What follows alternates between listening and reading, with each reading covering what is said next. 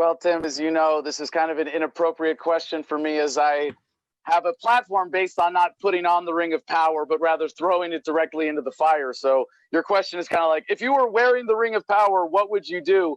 But the advantage of localization means that we have the positive responses that we've seen to the coronaphobia crisis, and none of the crappy parts that come from government in terms of restrictions on healthcare workers, doctors practicing across state lines, restriction on information, Trump ordering the CDC to conduct deliberations in private, interference with the market, responding to a demand for personal protective equipment and for tests. But Tim, you said, that nobody could have expected this. Well, some of us did. Some of us predicted this. Ron Paul wrote a column called The Coronavirus Hoax about a month ago. I did a podcast by the same title about a month before that. I've been able to predict what's been coming because I have a proper libertarian understanding and analysis of current events that I'm able to apply with confidence and courage. And I've been standing up against the lockdowns, the shutdowns, protesting, hosting events, going out and encouraging other people to resist martial law every chance they get. And to see that we have a candidate who can respond to a crisis like this in real time, who has a record of being right about events as they're happening, who could have predicted what was going to happen and can anticipate these things for the general election campaign, I think is really critical for the party in 2020. I think you're going to hear in all the other candidates' responses something very similar. The less government we have involved in the medical industry, even in a real but relatively minor and hugely overblown health crisis, the better. And I think what sets me apart here is having anticipated this.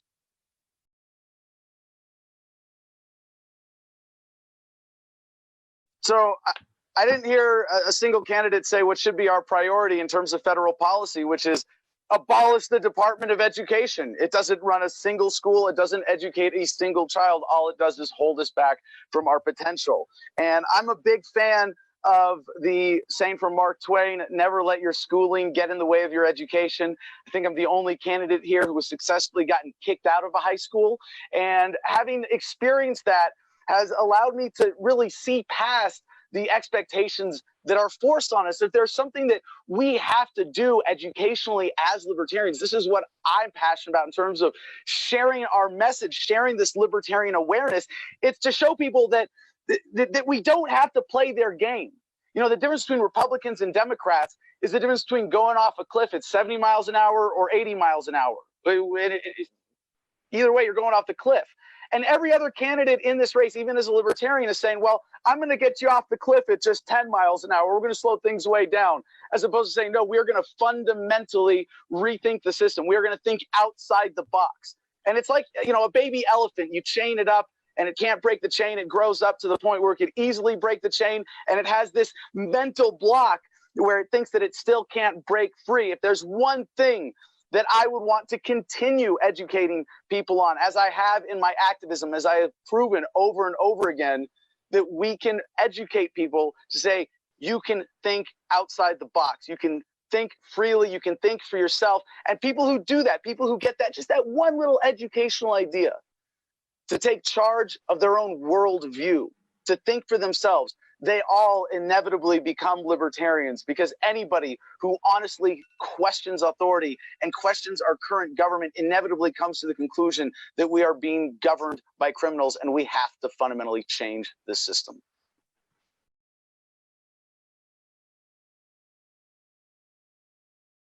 Well, I'm glad I get to go towards the end on this one and can just say I echo all of the great sentiments about the complete separation of government and healthcare.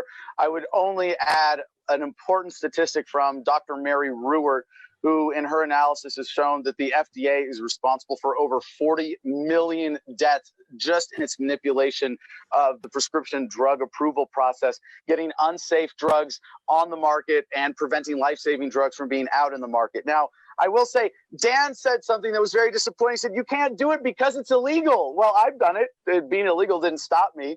And I will always do what is right over what is legal. And I think it's important that we have a candidate who can live these values in civil disobedience and isn't going to accept that framing. And I know I'm just being kind of a rhetorical stickler because I know Dan is on the same page with me here, of course. And I'm also kind of disappointed to hear Vermin Supreme walk back his mandatory toothbrushing, little flip-floppy there. But I want to thank Judge Gray for bringing up the issue of the VA and veteran suicides. This is something that is a very important issue to me as a combat veteran, as someone who faced this myself when I went to the VA and told them I was having trouble sleeping when I got back from Iraq. I walked out of there with a little brown paper bag, 5 prescriptions, 3 of them had suicide listed as a side effect. And if you hear Medicare for all, what you should be hearing is VA for all. It's a disaster. I ran a peer support group for veterans dealing with PTSD called Homefront Battle Buddies when I was active with Iraq Veterans Against the War. And if you don't have a serious solution to the problem of veteran suicide, you shouldn't be taken seriously as a presidential candidate. The answer is simple. Privatize the VA. Give every veteran in America one ownership voting share. Get the politicians, the bureaucrats, the pharmaceutical special interests out of the way, end the drug war. Of course, give us the freedom to Medicaid as we see fit, the freedom we allegedly fought for, and I guarantee you are not going to have 22 veterans committing suicide a day.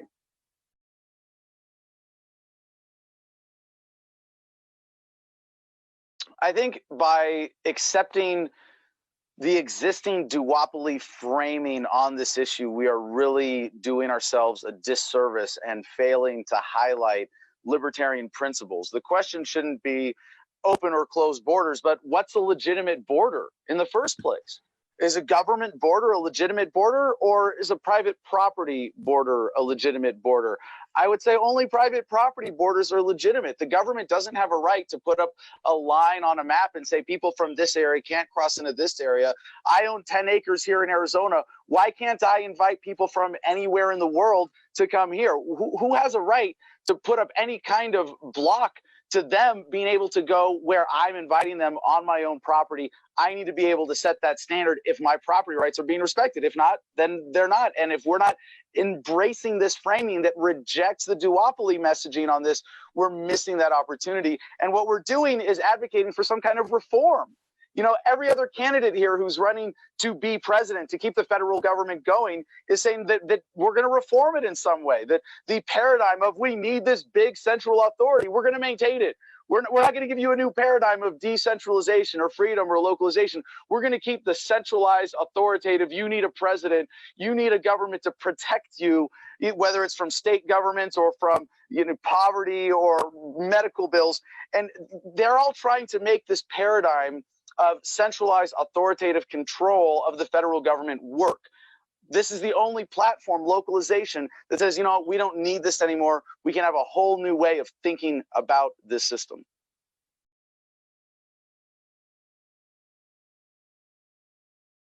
The libertarian position here is extremely clear. If there is no victim, there is no crime.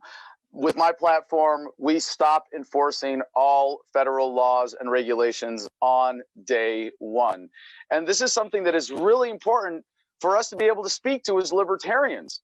If we live this message, we find that we are often at odds with authority. And as Henry David Thoreau said, in times of injustice, the only place for a man of conscience is behind bars. I have so much credibility on every relevant issue in civil disobedience, whether it's freedom of speech, cannabis consumption, firearms rights, or even dancing in public at the Jefferson Monument. And having that ability to connect with people issue by issue and saying, I am standing up for these rights and I have fought the system and I have won. And even in the course of this campaign, I've had a lot of fun with this. You know, the day that we announced this campaign, I was driving on our bus, No Force One, through Texas, got pulled over twice within an hour. That legal case just resolved a couple months ago, and I'm very proud to say that I beat 4 drug felonies and a misdemeanor in the state of Texas by using the religious defense and by being a pain in the butt to the system and getting them to essentially drop those charges. To be fair, precise in this, I got them all reduced to a $180 fine. I'd say that's a pretty huge legal victory that any lawyer would be proud of. And standing up to the injustice system, the current legal system we have, that is about punishment, not about justice, using the violence of the state to control people's behavior. This is absolutely wrong. Changing this paradigm, how people think about this, making sure that we put the ethics and the principles of libertarianism first. No compromise. If there's no victim, there is no crime. Let's put up someone as a nominee who's lived that and can connect with the American people on these issues.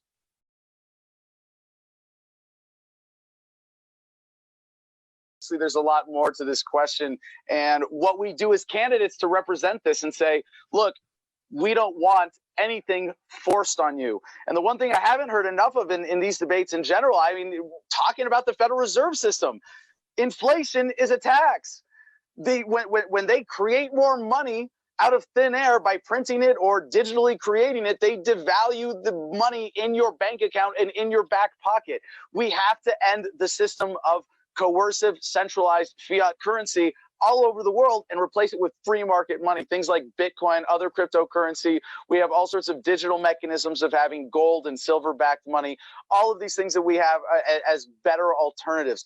And in terms of what people think of when they hear, well, you're going to get rid of all taxes, you're going to get rid of these good services. Again, localization provides the answer. So we don't have to, give these extreme policies that make people think, oh my God, you get rid of that program and I'm going to die.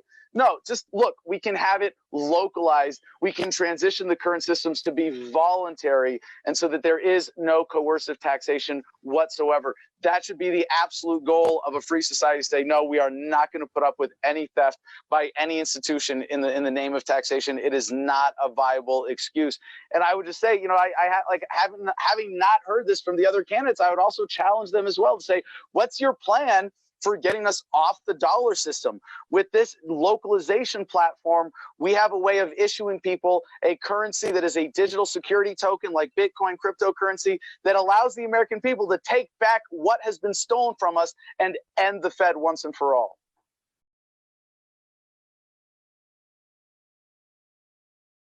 How will you be able to decentralize the federal government? How would Democrats and Republicans cooperate with your vision for a finally free America?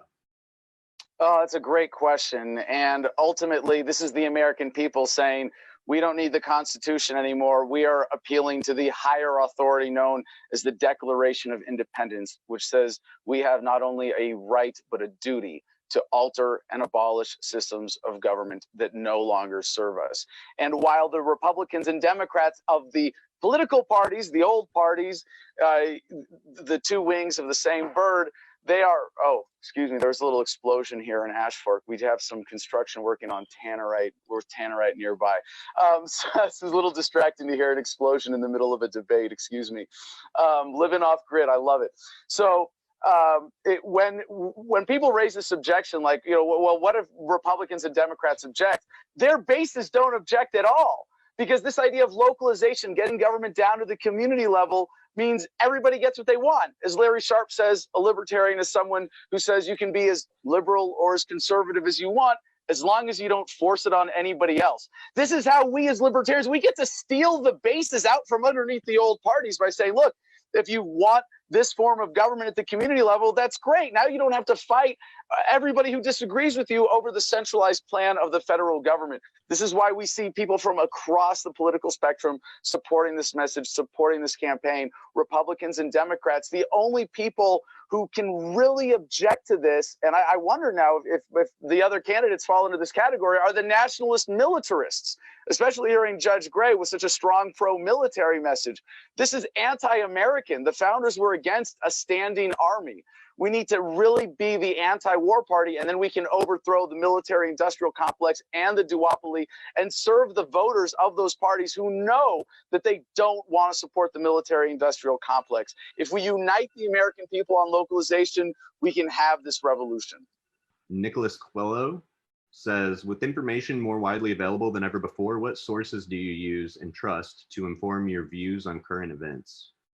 That's a great question. And I have two primary sources, one for a mainstream view on the news, and that's Drudge Report, and one for an alternative view, and that's freedomsphoenix.com, both great news aggregator websites. But I also rely on my network and social media and the support of people around me to make sure that I'm not missing anything. And what we do with Adam versus the Man 5 days a week is encourage people to question me on the show and to see if I'm missing things. And speaking of missing things, I want to say that none of the candidates in this debate, as we're getting to the end, have come out with a strong message about how they're going to end the Fed, this criminal monetary system, or a strong anti-war message, or even rebutted the idea that they're all going to be some kind of central planner.